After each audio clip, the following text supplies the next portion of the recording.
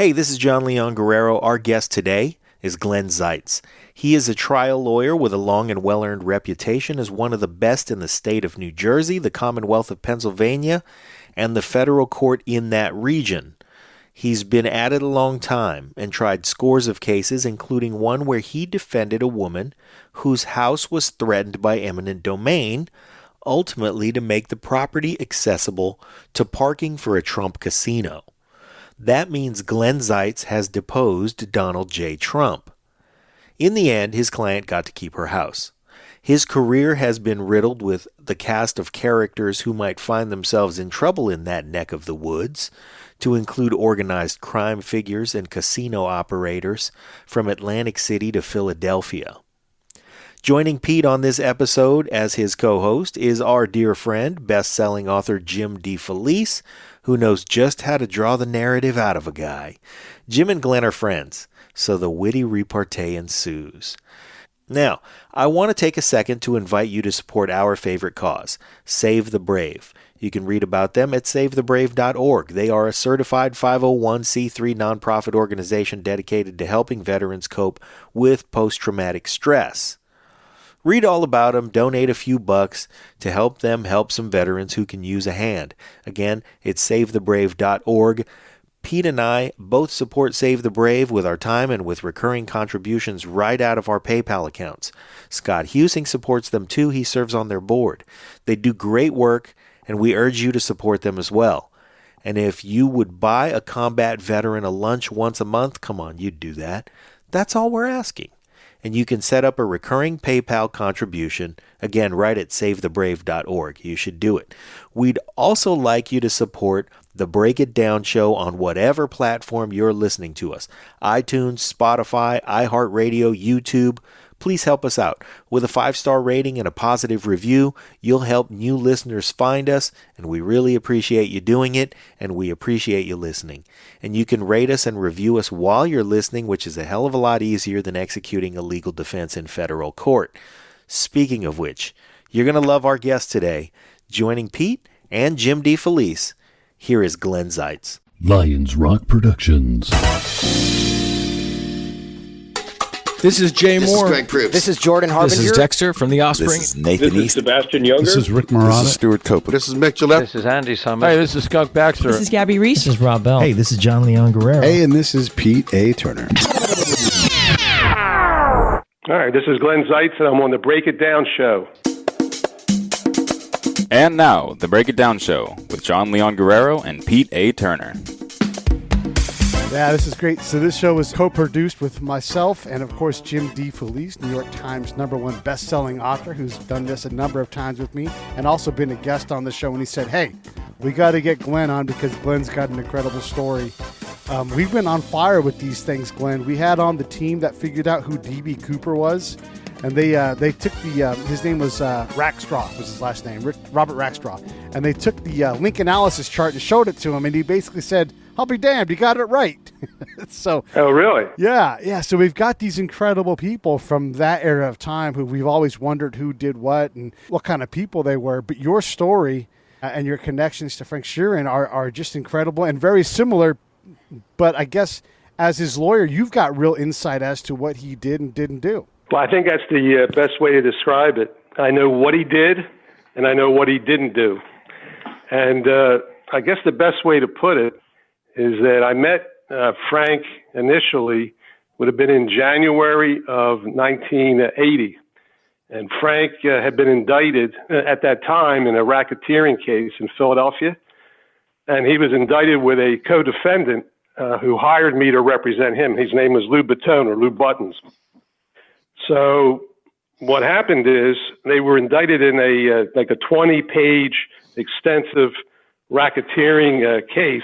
And the backdrop of the case clearly was the Hoffa disappearance. So I knew going into this as a young lawyer, because I was about 32 at the time.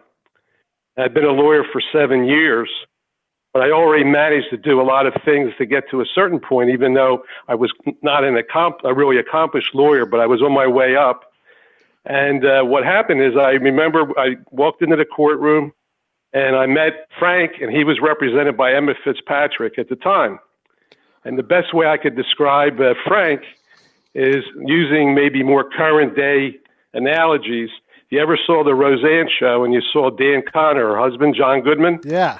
that was pretty much what Frank looked like, because Frank was about, where he is 6'4", about 250.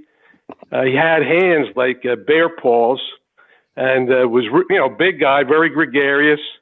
And I walk into the courtroom and I see Emmett, who I had known, and I see Frank, and I already knew Lou, obviously. And he comes up to me and goes, "Hey, Goomba, how you doing?" I said, "I'm doing." So that was my introduction. You know what? Let's set the scene a little bit more, because a lot of the people that are going to be listening to to the podcast, some of them may know who Jimmy Hoffa was or is. Or but they're not really going to understand how important, how big this case was. Hoffa's disappearance. Jimmy Hoffa at the time was kind of had the status somewhere between the most popular politician and the most popular, let's see, rock star or sports figure or something. It was very, very huge in the public, and he had gone to jail, and then had gotten out of jail and was looking to get back into the Teamsters, which he had headed for years. All of a sudden, he disappears, and that's the first thing we know about it. And as we're reading all the newspapers and things, and that really is where you kind of make your entrance, Glenn, isn't it? Yeah, that's pretty much it. To give you a little bit of the backdrop of that, there was a point in time when Jimmy Hoffa, because he was the head of the Teamsters, where he literally could shut down the entire country if he wanted to by calling a nationwide strike. Hey, this is Pete A. Turner from the Break It Down Show, checking in real quick to ask you this. John, Scott, and I all support Save the Brave with our time, our location, our effort, and our money. Each month we give a small amount. Do the same with us. Go to SaveTheBrave.org. Click on the Donate tab, pick an amount that you want to come out each month, and they will handle all the rest. I stand behind these folks. Thank you so much. Let's get back to the show. There was a point in time when Jimmy Hoffa, because he was the head of the Teamsters, where he literally could shut down the entire country if he wanted to by calling a nationwide strike. And he had, in some ways, you could compare him with the power that he had as the president almost, because he operated on a national level. He was extremely well known by everybody. He was pretty much either liked, feared, however you want to characterize it. And there was a lot of animosity and animus that had existed between Hoffa and the Kennedys. And the backdrop, very briefly, was the following. When John Kennedy ran against Nixon, Kennedy's father, it was rumored, had a connection to Cook County in Illinois, and the Daily, who was the mayor. And the word was, after the election, it was a close election that Kennedy won, that it was Cook County to put him over the top.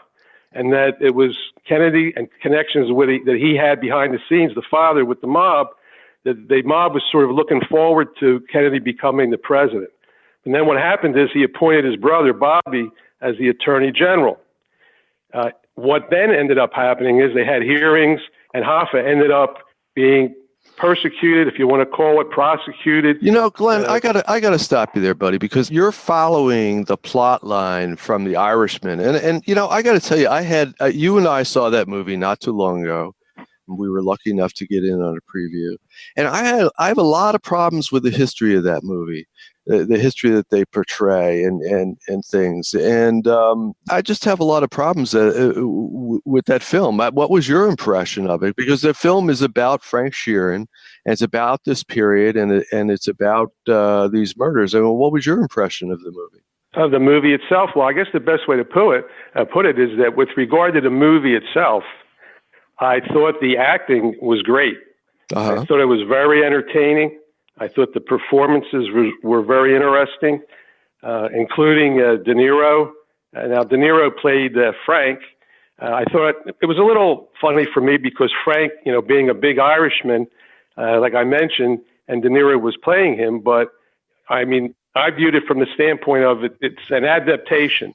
This is a movie, the way I understood it, or way it was presented is, it's a adaptation of a book, and the book itself is supposed to be nonfiction, but the movie itself, is what it is.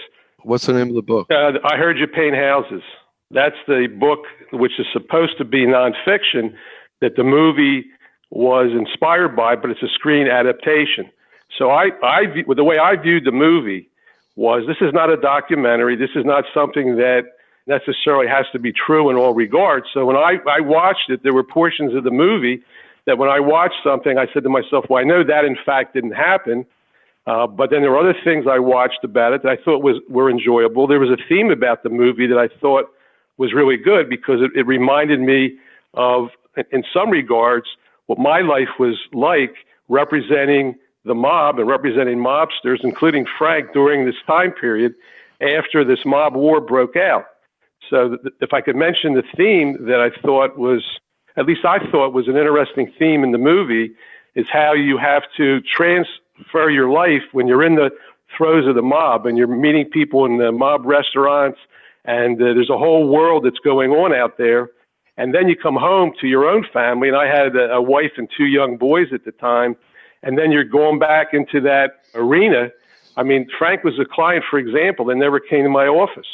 And we were constantly concerned about surveillance, wiretaps, either legal or illegal, because the backdrop of all this was the Hoffa disappearance and who was involved in that, and the government's zeal in trying to prove whoever was involved and prosecute them. So the government was spying on you? Is that what you're saying? I'm saying that in some instances you don't know for sure whether they are or they aren't, but you had to presume they were. So every time I talked on the phone with Frank, we presumed that the phone was bugged or wiretapped. Anytime we went somewhere, I presumed that we were under surveillance. And we even had some codes that we used sometimes. So, for example, there were a number of restaurants we used to meet at. There was a number of places in South Philly and in the city, and then there were other places. And sometimes if I was going to meet him somewhere, he may say to me, well, remember where you had the veal scallopini or something? And I had a little bunch of things written down, so I know, well, that's where I'm going to meet him, But the fact of the matter is, because of the nature of that investigation, and during this time period where I eventually became his lawyer, is that there was a mob war that broke out because Angelo Bruno, the head of the Philly mob, had been killed. And there were a number of people who were, during the course of that mob battle, if you will, that were killed.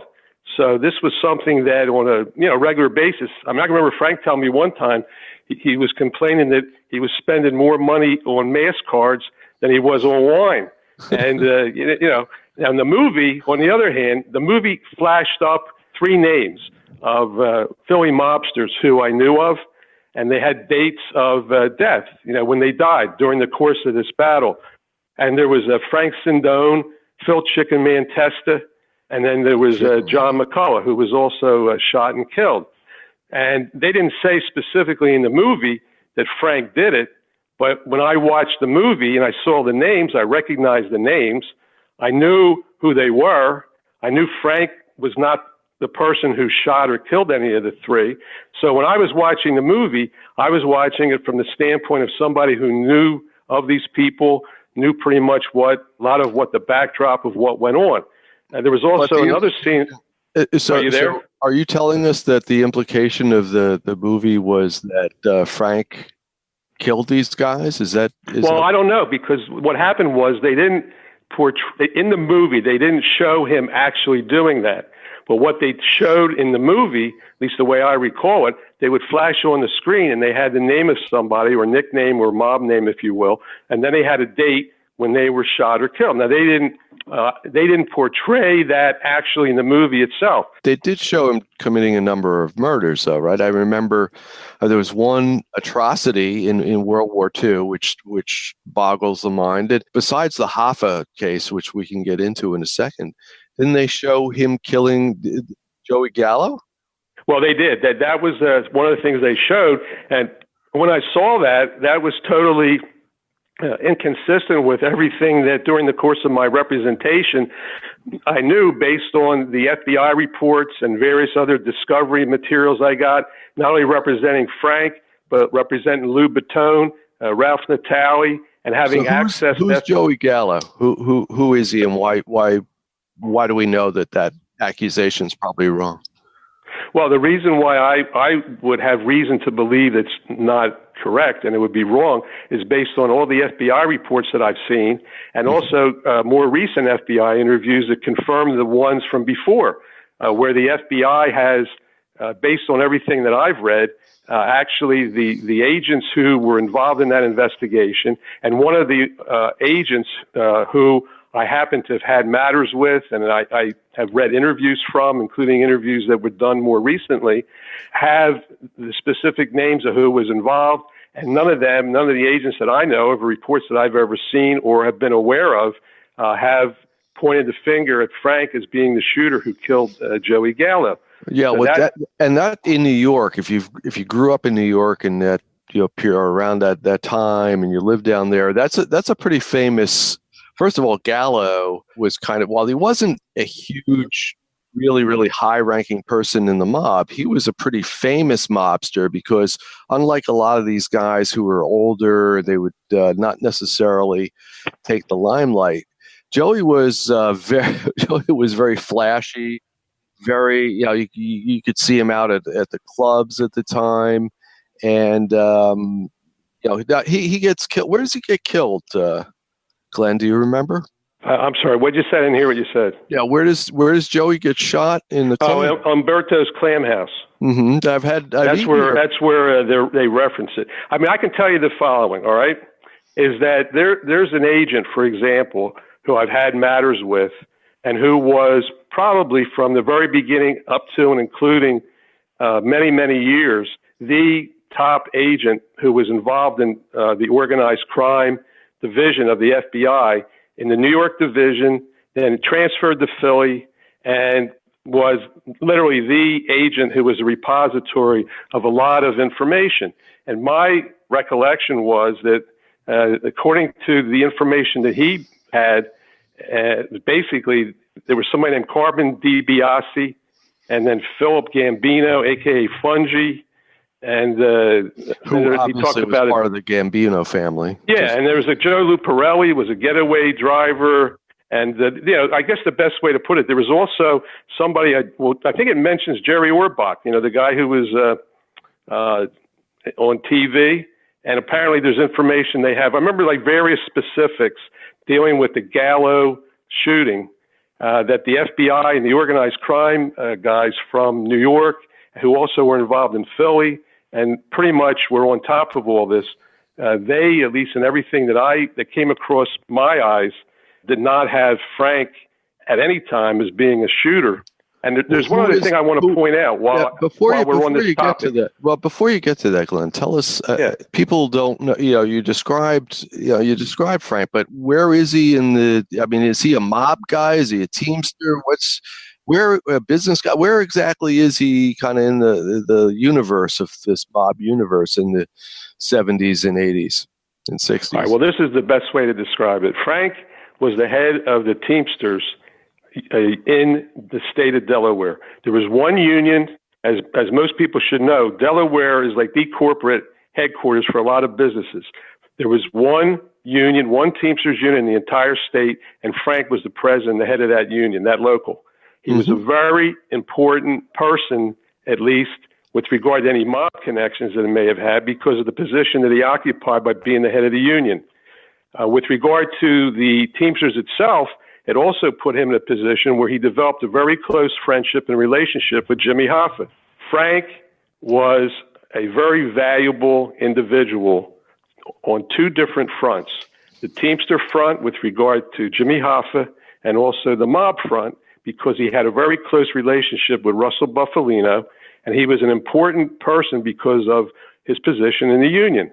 And the one thing I did want to point out is when I mentioned that indictment, in that indictment that Frank was indicted for in the very beginning, I was referring to, he was indicted for allegedly being involved in 5 attempted murders and then 2 murders, but not in any way, shape, or form as a killer or a shooter. And the same thing with the co-defendant, Lou Batone. He was involved allegedly with 1 murder, and the 2 of them, which the 2 of them would have had in common. But in the indictment itself, it says, quote, defendant Francis J. Sheeran would and did arrange to pay Charles Allen money for killing persons. So the bottom line was, in the case, the first case the very first racketeering case that Frank Sheeran went to trial on. He was acquitted. He was found not guilty. And then Angelo Bruno was assassinated. I then tried Lou Button's case, Lou Battone, and he was also acquitted. Neither of them, in either of those cases, based on everything that the government had as of that time, was ever claimed to have been a killer or a shooter. So the notion that Frank was a ruthless killer is contrary to what he was indicted for, what he was then acquitted of, and the evidence and the information that the FBI had on Frank and what his role was in organized crime. The person that I was referring to, Charles Allen, he really becomes a key because Allen ended up becoming a cooperating informant, made tape recordings of Frank and others in the Philly mob for over a period of 4 months, and then came in and testified against a number of people connected to the Philly mob and elsewhere. So what happened is... Well, now, wait a second. Tell us a little bit about Allen. He was basically a mob, kind of like a jack of all trades, wasn't he, at the time? Yeah, Charlie Allen is really an important figure, and I don't remember seeing him at all portrayed in the movie itself. But he is, at least from my standpoint, in determining who did what and who knew what, a very important figure and character, because Allen cooperated with the government, and they did something highly unusual in his case. He had been represented at the time by a lawyer named Salavina, who represented Angelo Bruno and represented a lot of people in the Philly mob, and I knew and Sal was a friend of mine. In fact, when we went to Frank's daughter Connie's wedding, we both were at the same table with our family, with our wives. So what happened is Sal was representing Charlie Allen. What the government did, they had a secret hearing where they got a lawyer for Allen. And the lawyer they got was a former first assistant from the U.S. Attorney's Office. He then represented Allen while Sal thought he had a bona fide client when he didn't. So for 4 months or so, Allen was tape recording Frank Sheeran and a whole host of other people and became a significant witness against all these different people in the mob. And Allen, in addition, which is something that I haven't seen talked about specifically, or I didn't see mentioned anywhere in the movie, Allen actually pled guilty in his plea agreement. There's a plea agreement that I've seen and I have where he pled guilty, among other things, among other criminal offenses, to conspiring with Jimmy Hoffa to kill Frank Simmons and others, and that's part of his plea agreement. All right, now hold on just a second, because this is all, we're kind of tangling it up, and a lot of people don't know who all these people are. So at the time, Hoffa, major figure in the country, can stop the country by clicking his fingers, gets indicted, goes to jail, gets out of jail, wants to get back into things in the Teamsters, become president again. And the man that's president then and pretty much standing in his way is Fitzsimmons, right? That's correct. Now, Fitzsimmons, the mob and the Teamsters are pretty much tied up, in bed together, we'll say. And there's some people who are in the mob are kind of aligned with Hoffa, but then there's others, and maybe the majority and the more powerful ones, who are aligned with Fitzsimmons. And so that's this conflict that's playing in the background, which I guess the public finds out about when Hoffa disappears. Correct? Yes. So now we're kind of caught up. So what? The plot has to thicken, because there's something I have to add to that. Okay, go ahead. Is that Charlie Allen was in prison at the same time as Hoffa and Tony Provenzano in Lewisburg prison. And Charlie Allen, while in prison, and Tony Pro, for people who aren't from New York or Philadelphia, Tony Pro, another major mob figure. And is he buddy with Hoffa, or how does that go? Well, no. That one thing about the movie, they were very correct in that they basically hated each other's guts. They couldn't stand each other.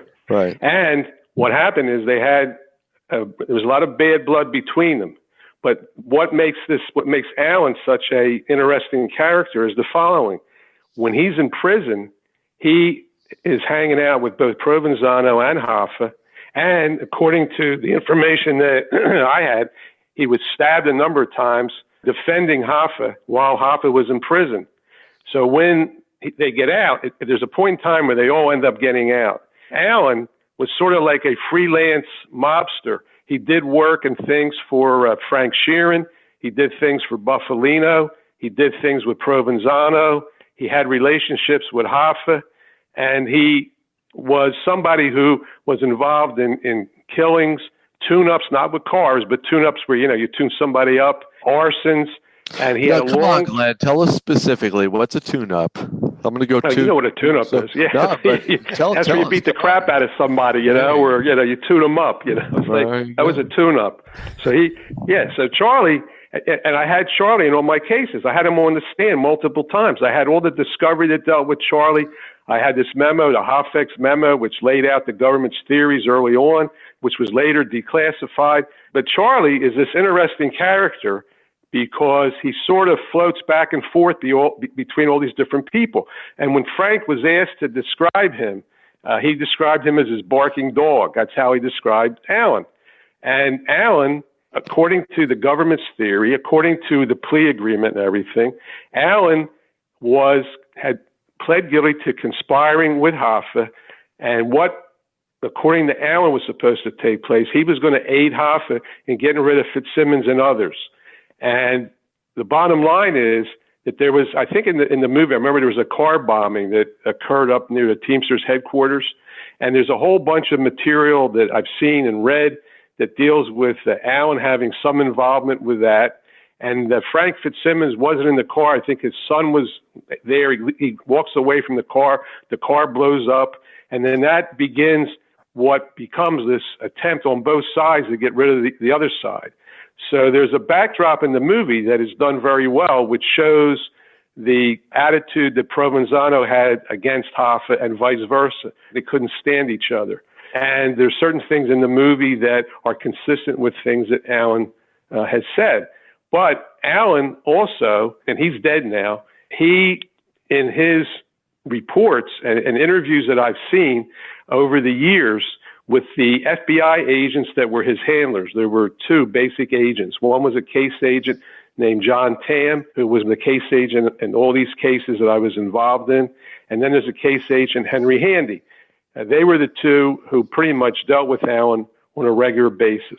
No, can we just take a kind of a little segue, and I know we're segueing all over the place, but Tam is quite a character. I mean, you dealt with he can walk into a courtroom and pretty much everybody, even the judge, I think, trembled, right? I mean, he was quite a... Well, I think the best way to put it, that there was no love lost between John Tam and me. We had a number of run-ins and battles. Actually, the reason why I'm laughing, because one of the things that was in the book, in Brandt's book, was a reference to Tam being blanketed.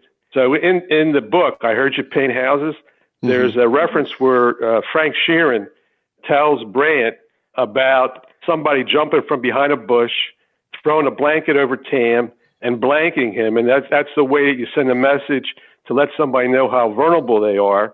And it startles a guy. And by the time he gets the blanket off, the person who threw the blanket is long gone. And Frank, in the book, is quoted by Brandt as telling him all that. And then Frank said something. I can't imagine Tam letting that happen without him pulling a gun out and shooting the bastard. I mean, well, that's what I'm about to tell you. So then Frank goes on to say after that, he says that Tam came to court and called me a MFer, and I just smiled. Well, Tam will tell you that never happened. Henry Handy, who's the other agent, will tell you that never happened. And Jim Marr, who's the expert on organized crime, who was like one of the 4 people involved in monitoring Alan along with everybody else, will tell you that it never happened either.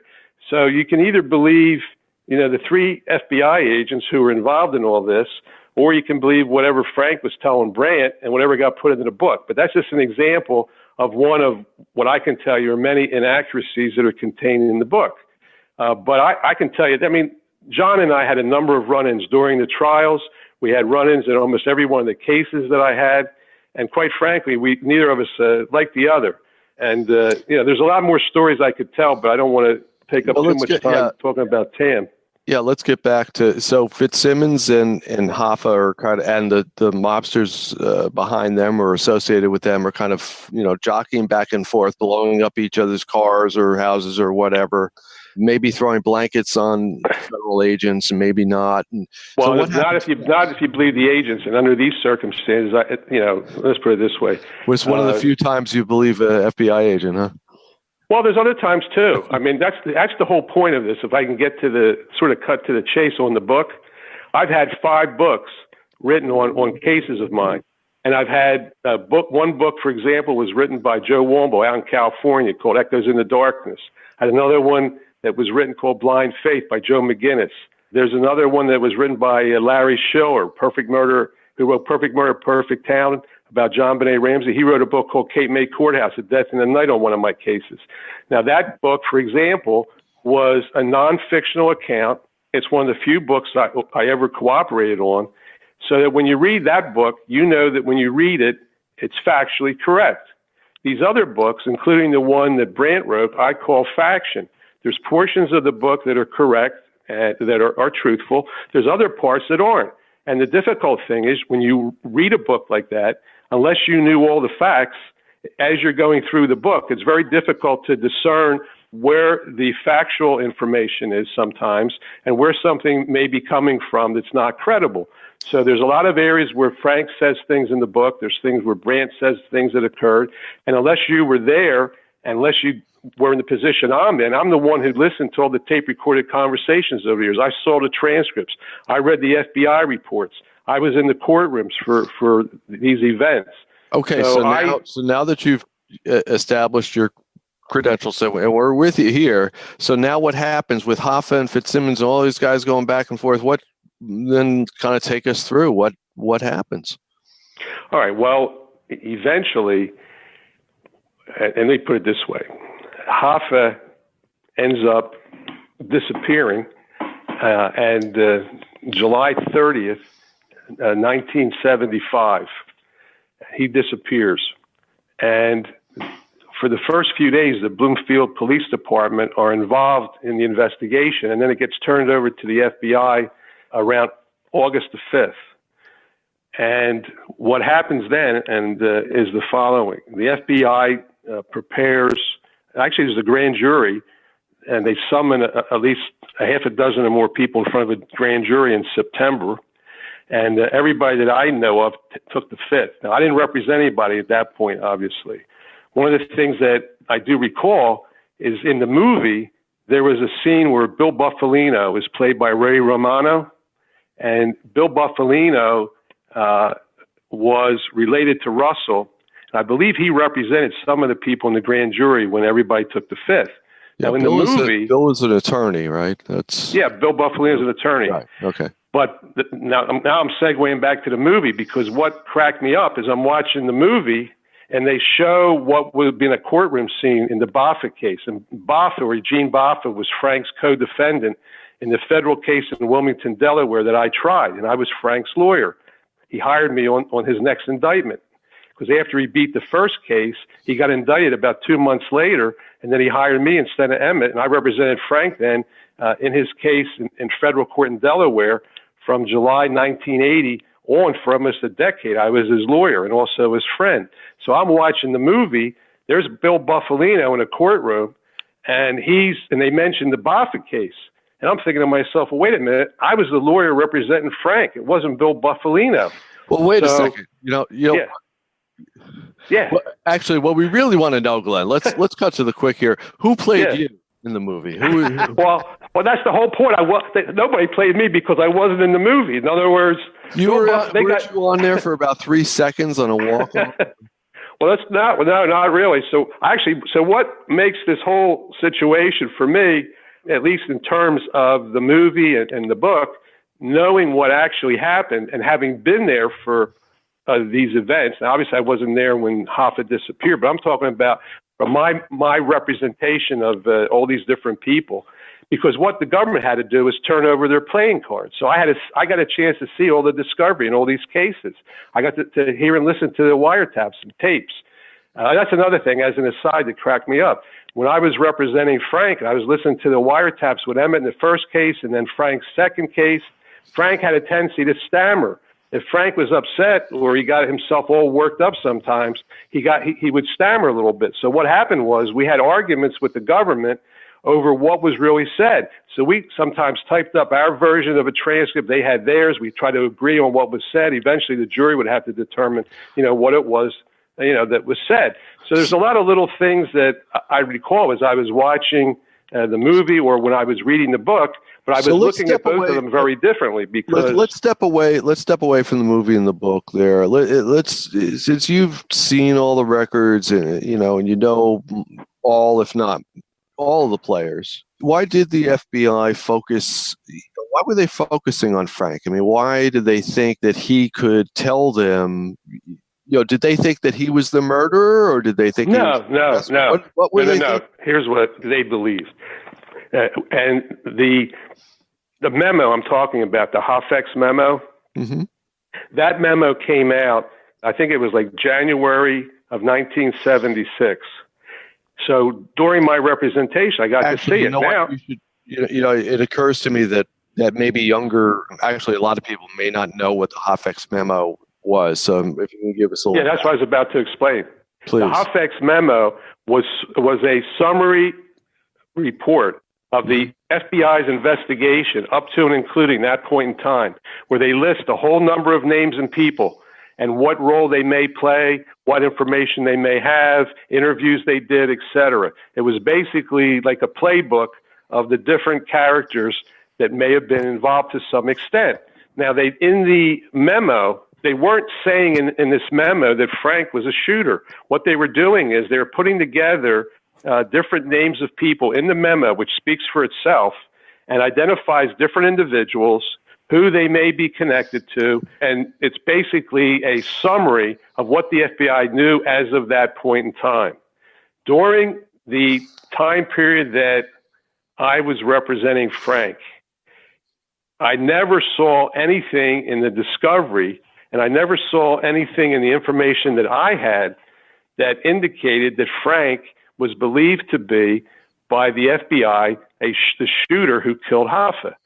That was not their theory. Their theory was that he had information about the disappearance and of value, and that if they could flip him, if they could turn him into an informant, like Alan, for example, then they'd be in a position to get information about what happened, but not that they believed that Frank was the actual shooter. When you're putting all this together, you've got access to all the discovery. Do you have intel people doing link analysis charts and time event?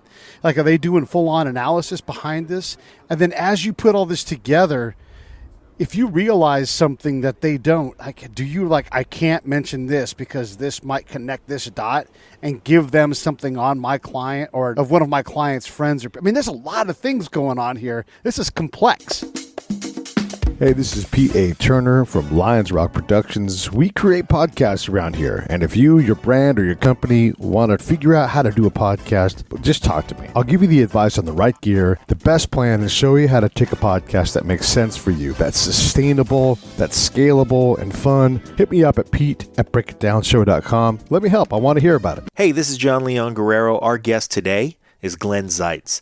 He is a trial lawyer with a long and well-earned reputation as one of the best in the state of New Jersey, the Commonwealth of Pennsylvania, and the federal court in that region. He's been at it a long time and tried scores of cases, including one where he defended a woman whose house was threatened by eminent domain, ultimately to make the property accessible to parking for a Trump casino. That means Glen Zeitz has deposed Donald J. Trump. In the end, his client got to keep her house. His career has been riddled with the cast of characters who might find themselves in trouble in that neck of the woods, to include organized crime figures and casino operators from Atlantic City to Philadelphia. Joining Pete on this episode as his co-host is our dear friend, best-selling author Jim DeFelice, who knows just how to draw the narrative out of a guy. Jim and Glen are friends, so the witty repartee ensues. Now, I want to take a second to invite you to support our favorite cause, Save the Brave. You can read about them at SaveTheBrave.org. They are a certified 501c3 nonprofit organization dedicated to helping veterans cope with post-traumatic stress. Read all about them, donate a few bucks to help them help some veterans who can use a hand. Again, it's SaveTheBrave.org. Pete and I both support Save the Brave with our time and with recurring contributions right out of our PayPal accounts. Scott Husing supports them too. He serves on their board. They do great work, and we urge you to support them as well. And if you would buy a combat veteran a lunch once a month, come on, you'd do that. That's all we're asking. And you can set up a recurring PayPal contribution, again, right at SaveTheBrave.org. You should do it. We'd also like you to support the Break It Down show on whatever platform you're listening to us. iTunes, Spotify, iHeartRadio, YouTube. Please help us out. With a 5-star rating and a positive review, you'll help new listeners find us, and we really appreciate you doing it, and we appreciate you listening. And you can rate us and review us while you're listening, which is a hell of a lot easier than executing a legal defense in federal court. Speaking of which, you're going to love our guest today. Joining Pete and Jim DeFelice, here is Glen Zeitz. Complex. Yeah, it's a very good question. Let me answer it this way. I had access to actually 2 investigators. One investigator was a former Army Ranger who I used in Frank's cases and who was a street guy, and I could send him anywhere, and who had a lot of connections. And we had our own sources of information, our own investigative work we did. And I had a second agent who worked when Boffa was the co-defendant, who was a former IRS criminal division agent and who ended up working on a lot of organized crime cases. So we were doing our own investigations. We'd have the benefit of their investigations. We would then also be able, if we had what's called a joint attorney-client relationship with some other lawyers, to share information so everybody didn't have to go out and duplicate each other's work. So the best way to answer that question, based on our situation, we were developing our own information, but they also had to turn over to us whatever they came up with. If we decided we wanted to use something that we had, then we would have been obligated to turn it over to them, but we didn't have to if we weren't going to use it. So what you're saying is correct. So what goes on and what did go on is there was this aggressive defense investigation that we were doing on our end. We also were aware of, like, if somebody was going to became an informant. And it happened in the Frank's case. There was actually an individual who started out as a defendant. His name was Bobby Rispo. And during the course of what was originally going to be his defense, and we were careful. I didn't share anything with him or his lawyer, so I was careful about that. He ended up becoming a witness against Frank in my case, and he got put in the Federal Witness Protection Program. So and he was on the other side of the fence. He was on the management side, the Boffa side, which would have been, if you will, the Provenzano side. So it gets a little complicated, but the best way to put it, you've got a lot of alliances that are out there. Then you have mixed alliances because the playing field can change depending upon what happens.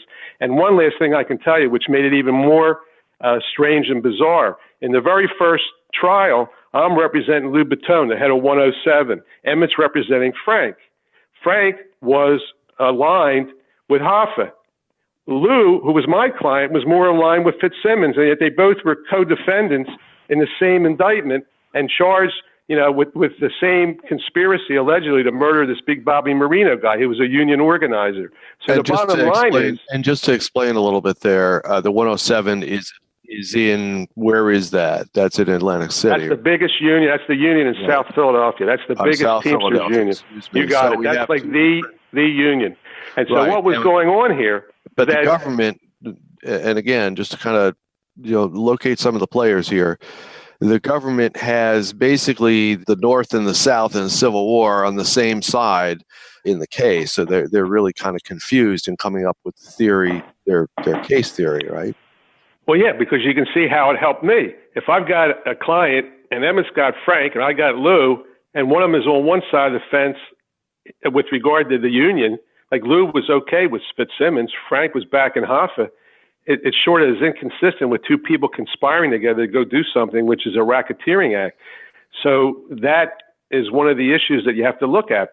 So what I'm trying to say is that in answer to the question I just had, we had our own aggressive defense investigation because there's a lot of lying, cheating, perjury that goes on. Because the one thing you have to understand, in order to survive in the mob, in order to get to the top of the heap and not end up like, in a body bag somewhere, you have to learn how to lie, and you have to learn how to survive on the street. And that is a test of how well you can conduct yourself, how you handle yourself, whether you're going to move up it's like moving up a corporate ladder in some ways. And there was a lot of a body count that went on, during this mob war, and while things, were shaking out. So the best testament to Frank's ability with his street smarts is he died a natural death. I mean, you got to say that about him. He had great street smarts. Now, he's really good at lying, as you just said. How do you know he wasn't lying to you? Well, first of all, when you say lying to me, I'm not going to discuss specifically anything that Frank said to me. Well, at the moment. But let me say the following. All right. How do you judge whether a client is lying to you or being honest? I mean, take us through that? All right. Well, first of all, it varies from case to case and client to client. You have to understand something. In Frank's case, the very first case, he took the stand against Emmett's advice. He ended up getting acquitted. He took the stand in my case and testified under oath in my case. He had a third trial in the state of Delaware. I'm pretty sure he testified in that one, but I can't say 100% for sure.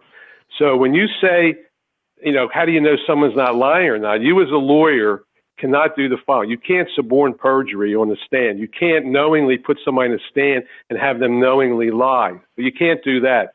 On the other hand, you have a right to, and a client has a right to tell their version of events and what they believe to be the truth. Now, you can only do so much. Now, you as a lawyer, you're not there when this happened. I mean, when certain things occurred. So you do your own investigation. The client gets on the stand. They tell their version of the events as they contend that it happened, and then you see what happens. So, and then the jury makes a decision with regard to credibility. So that's pretty much the way it shakes out. And then what happens? Have you ever told a client, stop bullshitting me? Yeah, of course. And there's a rule that deals with this ethically that lawyers are all governed by, and it's very basic because the courts have always been concerned, well, what happens with a lawyer if he has a client, the client says, look, I want to lie on the stand, or let's put up a phony alibi or something like that, right? So here's the way it works. They were trying to figure out ethically, what do? A lawyer cannot knowingly participate in a fraud. A lawyer cannot put a client on and suborn perjury. So if your client says to you, look, I didn't do it, and all the evidence looks like they did, you can't take it upon yourself to make a judgment call and say, well, you know what, I think they probably did it, and then not allow them to tell their version of the events. So they have a right to do that. Now, if it turns out that you really know that someone's lying, and they say to you, I'm going to lie and I'm going to get on the stand and lie my ass off and try to get acquitted, then what the rules say is the following. You can put the client on the stand, but you can't help them and assist them like in a normal question and answer fashion, where you would normally ask a question and you go back and forth for however long it would take. You simply can put them on the stand and just say to them, tell the jury what it is that you claim happened, like in a narration. But you can't aid them in any perjurious testimony. You can't aid them in any way to commit a fraud on the court because you're also an officer of the court. So that's the way in which you have to conduct yourself. But you can't be the judge, jury, and executioner with your client and think that you're smarter than everybody and you know what actually happened because, unless you're there, how do you really know what happened in many of these cases? You're relying on whatever information you have, and it's for the jury to sort it out and decide who's telling the truth. Hoffa case, and in the Hoffa case, the government never charged anyone really with Hoffa's kidnapping or murder, right? Am I correct? No. The only person that, to my knowledge, that ever pled guilty or entered into a plea agreement that dealt with anything that would be Hoffa related was when Charlie Allen pled guilty to conspiring with Hoffa to kill, it was, I think, Frank Fitzsimmons and others. It's specifically in the plea agreement. I'd have to read the exact language, and others. And basically, that is what formed the basis of what the government believes happened and what the motivation was for all this. So the government thinks Hoffa wanted one side, wanted Fitzsimmons and Provenzano and maybe some other people killed.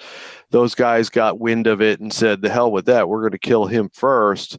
Exactly. And so Hoffa ends up buried in the Meadowlands in the Giant Stadium. I've heard that. Is that well, there's a lot of rumors that circulated over time about what happened.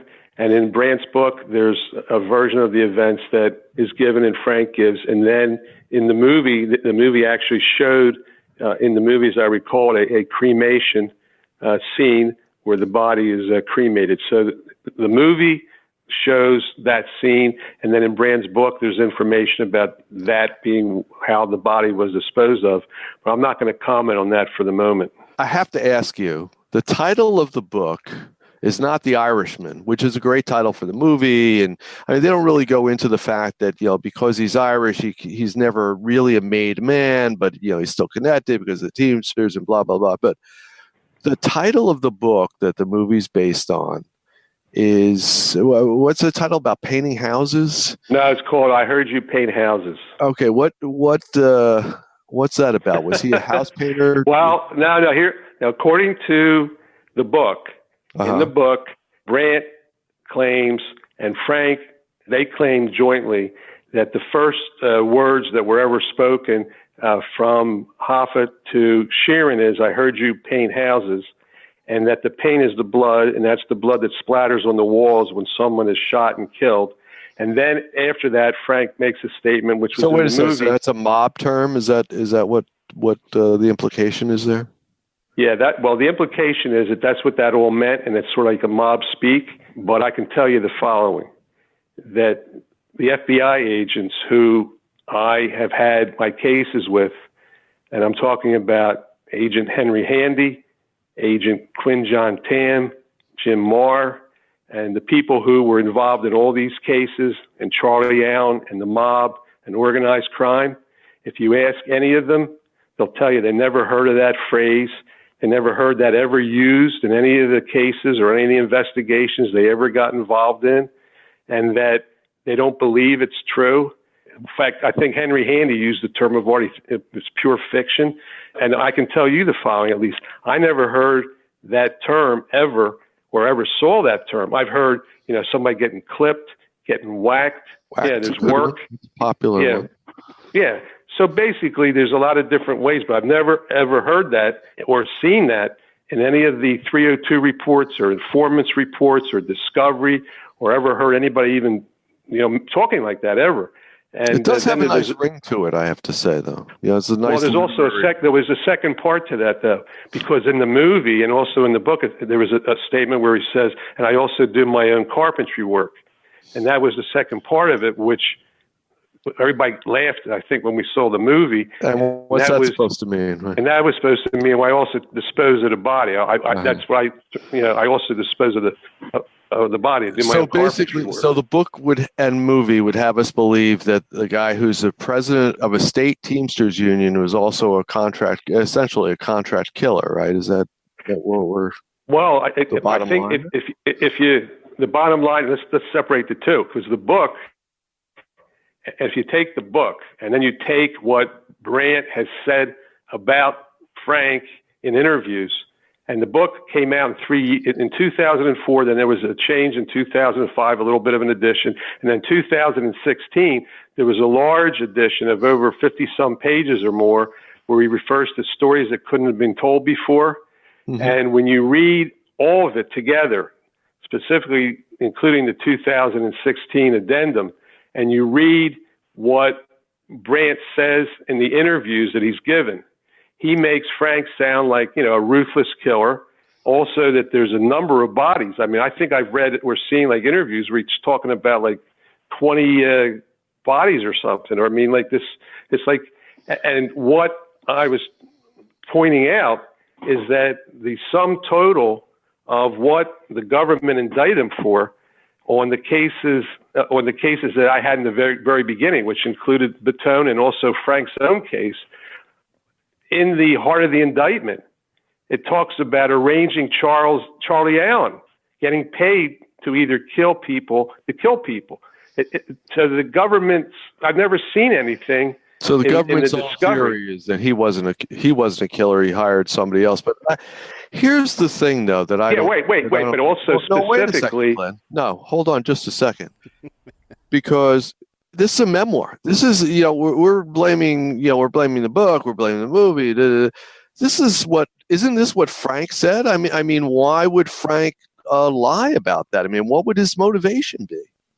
well, it's pretty obvious what his motivation was. Well, not to me. What? Explain. Well, his motivation was to monetize his story in the best way that he could.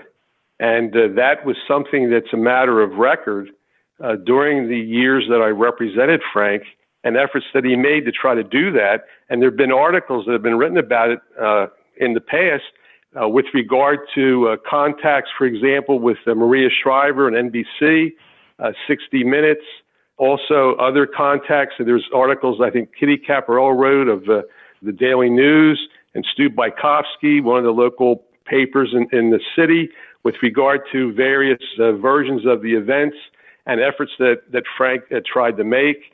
And in the very beginning, when Emmett was his lawyer in the very beginning, there was actually a letter that Emmett wrote initially on Frank's behalf to Dan Moldea, who wrote the Hoffa Wars, threatened to sue him if he tried to implicate Frank in anything.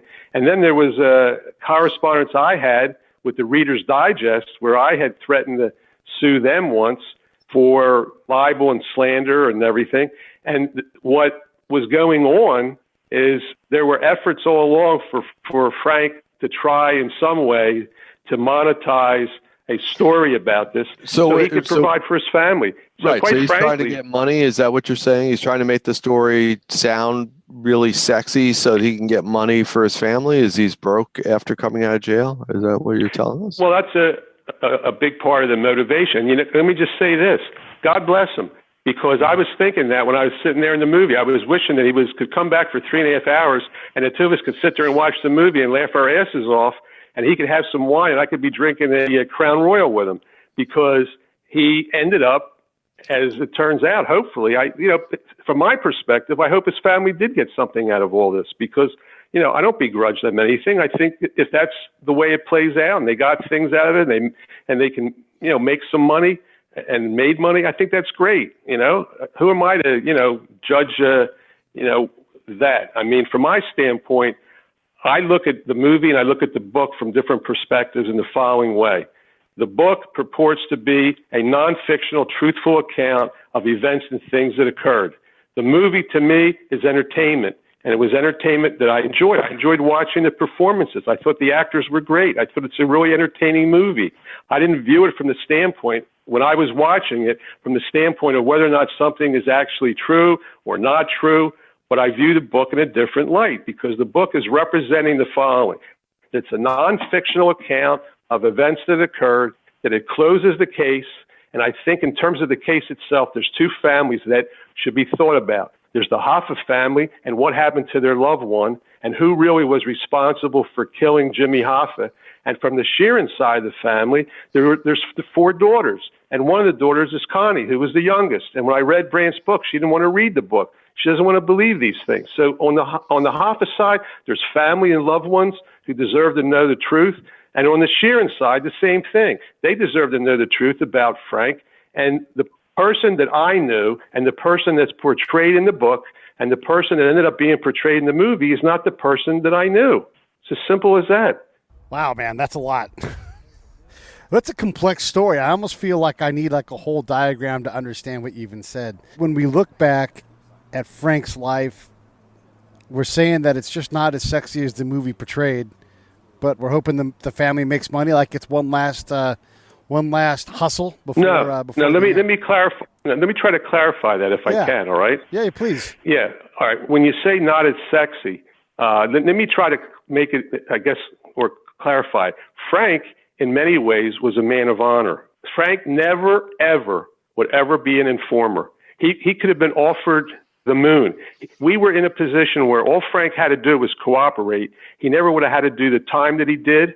He did his time honorably. He never testified or did anything to hurt someone else in terms of cooperating like what Alan did.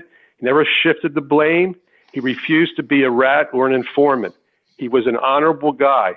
besides that, he had a lot more to him. He wasn't like just some simple thug. He had a great sense of humor. He wrote letters, and when you'd read the letters, that some of which that he sent to me, they were philosophical. As strange as it sounds, they were in terms of his philosophy in life. He had a great sense of humor. So what I'm trying to say is there was a lot more to him as a person, and I don't have a problem with a Hollywood or Netflix treatment in terms of somebody, with great acting, making a great story, and people being entertained and enjoying it. So, and there was something else I mentioned about the movie that I found that was pretty good, and that's the theme of what it's like when you're living a life in the mob, and then you also have a family, because it shows the estrangement between him and his one daughter, and how it bothered him at the very end, and what it was like, and how it affected him. And so that, to me, is something to be said for the movie, and something to be said for the kind of person that he was, and how they dramatized that in the movie. So I'm not taking the movie and treating the movie the same way as I would be treating the book. So I want to make sure I'm clear about that. I thought the performances were great. I thought it was really entertaining.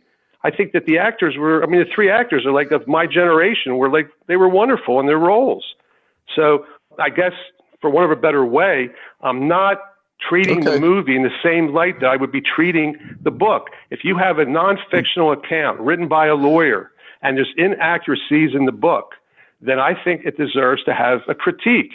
If you have a movie, you would still sit down and have a drink with De Niro. That would be fine. But of course, you would have. Of course, because this.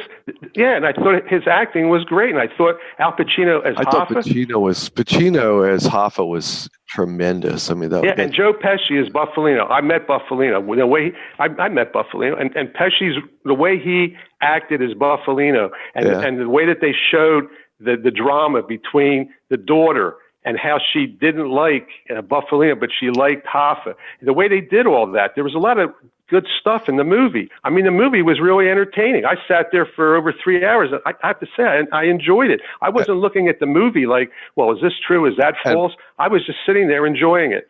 Glenn, Martin Scorsese just called in and said thanks for everything. Yeah, there'll be a case of Crown Royal. My God, though, I have to say it. I have had a drink or two with Glenn and never been offered Crown Royal. Pappy Van Winkle, on the other hand. Well, can I tell you what? Let me tell you what happened. All right. In those days, I was drinking Crown Royal. Then I moved on to Jack Daniels and various other things. And Frank liked wine, so when we were together, it was what he drank. And one of the ways I got Frank as a client was also because of the lawyer who represented Boffa, who was a classmate of mine in law school. His name's Jim Schwartzman. He represented Eugene Boffa. And he also had told Gene, I guess, that Glenn is a really great lawyer. And then, so Frank, between knowing me and the fact I represented Lou Batone and we got together and all that, the other thing I said to Jim, well, why did you pick me? And Jim said, you're the only lawyer I know that could drink with Frank. So that was what probably put me over the top, that we could spend a lot of hours together hanging out and drinking together. Who picked up the bar bill? That was Frank all the time. I'm the lawyer, remember? You're such a great guest. I have so many things I wanted to say, and I wanted to throw a Canadian mist joke in there, but everything you're saying is just so wonderful and rich. I couldn't bear to break in. I want to ask one last question. Frank's been dead, gosh, it'll be 20 years here before we know it. Why are you so attached to his story still? I mean, how many dead clients do you represent like this, Well, Frank died in December of 2003. So I can tell you the following. I actually went to the funeral home to say my goodbye. So let me tell you why I'm so attached and why I kept memorabilia and I kept things that go back all these years. Is that, and it's going to sound really weird, but we became really good friends. And I was a young lawyer. I was 32 in the very beginning, and then I turned 33 in February. So I had two young boys.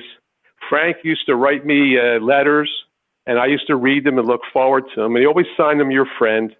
He was somebody who, as a young lawyer, beginning in their career in the criminal arena, it was, at least in terms of, for my career, I couldn't have had a better client. He taught me street smarts.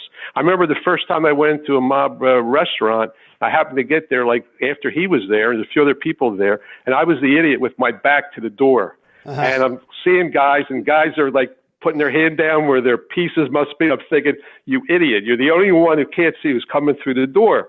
So I learned a lot over a time period with Frank. I learned about manifold bombs. We had a driver, Irish Jack Flynn, used to drive the car when we were in court. It was his job to drive the car around the courthouse a few times. So if the bomb went off, we weren't in the car. So there were things that Frank, yeah. So the point is this, is that it was an exciting way to practice criminal law for a young lawyer, even though I had a wife and 2 kids. And I was in this whole world that I'd never been in before. I used to watch Perry Mason when I was a young kid, and I used to think it was one of the coolest things in the world to be a lawyer like that and be in a courtroom and everything. And here I am. I'm hanging out with like Joe the Goat, who's known for eating peppers, Nick the Blade, all these other characters, Anthony Mad Dog, DePasquale. I'm meeting different people in restaurants and stuff. It was an exciting time. I was getting my name in the paper, and it was helping me. And also, we developed a friendship. So the reason I'm saying this is that I have a special spot in my heart for him, and I kept paperwork and letters and things to this day because of the relationship that we had. And at the end of the day, I'm happy that he lived and died a natural death. There were things that happened along the way, where I can tell you as an aside, I was called in one instance, and the FBI said they wanted to meet me and Frank. Do you have time for this or not? Yeah, we got time for a story about. All right, well, here's what happened. I get a phone call, and it's the FBI wants to meet me, and they want to meet me, and I have to bring Frank. So I said, okay, so we'll have a meeting. And I said, I said that let's meet me at the, I think it was the Radisson Hotel in those days, back in Wilmington, Delaware. So I go to the lobby of the hotel, and there's maybe 3 agents there. I still have a card from one of them, I think. And I said, let me see your cards. Who are you? And they go, where's Frank? And I said, he's close enough that if you have something to tell me, I can pass it on to him, but not close enough that if you're taking photographs, they're going to be plastered all over the place showing the 2 of us meeting the FBI, because then you're going to circulate on the street that he's a rat, and then we're going to have a problem. So then he realized this is a street smart young lawyer, right? So I said, what is it? They said, we have information as a contract out on Frank's life. I said, well, I want to know the following: who and why? And they say, well, we can't tell you that. And they go, now what are you going to do? I said, I'm going to go tell Frank, but you're not going to get any photographs. He's close enough. I can go tell him goodbye. So I go see Frank, and without going into what we talked about, the very next morning, I'll tell you what we did. We had a press conference in front of the Bellevue Stratford in Philadelphia, and we put it on the record. I put everything on the record with Frank and the media about what the FBI just told me, that there's supposedly a contract out on him, that he's not cooperating with the government, that he's a bona fide defendant. We're fighting the government, and we intend to continue doing that. So I figured the following: if anybody was really thinking about hurting him or doing something to him, they now know. It's a press conference. The FBI knows about it. We know about it. And you have to be crazy. And we also got the message out at the same time that he's fighting. He's not going to be an informant. He's not a rat. So don't think about that, because he's not even considering that, nor will he ever consider that. So that's an example of what was going on in this time period. It was a dangerous time because people were getting shot, people were getting killed. And the good news is from my perspective, I feel good because Frank did what he did honorably. Eventually, I handled his parole in Sandstone, Minnesota, flew up there for him. On his 18-year sentence on the case I had, he ended up doing the minimum, which was 6 years on 18. So he got out. He would have got out after 1/3, but he still had to go to Delaware on a state court case that I didn't handle. So he owed Delaware some time on that. Wow. So it was a long relationship with all kinds of work, and we developed a friendship. And even though neither of us were Italian, we called each other Goomba. We were Goombas. Yeah, well, I think that's allowed. My buddy Paul, who's Maltese, he calls me Goomba, and that's all right. I like it. So. Well, I liked it too, Yeah. And I, in some ways, it's kind of, I know it sounds bizarre, but he had 4 daughters, and it was almost like he was in some ways taking me under his wing as a young lawyer, but who he also knew he could trust and who would fight tooth and nail for him, which I did. Man, I love it. What a great story. And Jim, thanks so much for setting this up. I really appreciate it. And Glenn, let's have you back on to talk some more, because I know once I hear this, I'm going to have questions and holes to fill in. And I would love to hear more about these. Well, I'm only coming back and talking to you under one condition. That we can talk about my Trump cases when I sued Donald twice in Atlantic City successfully. Done. You can do That's great. I would love to do that. That's a condition preceding. I want to talk about my Trump cases also. Actually, when I sued Donald for over 6 years for that elderly widow in Atlantic City and put a case on the books of eminent domain, and he had to pay all my legal fees, and he also tried to hire me to sue Steve Wynn. If you're going to make a condition, though, really, we should be asking for some of that Pappy Van Winkle. I mean, yeah, I want the 20. I don't want any of the 10. I want the 20.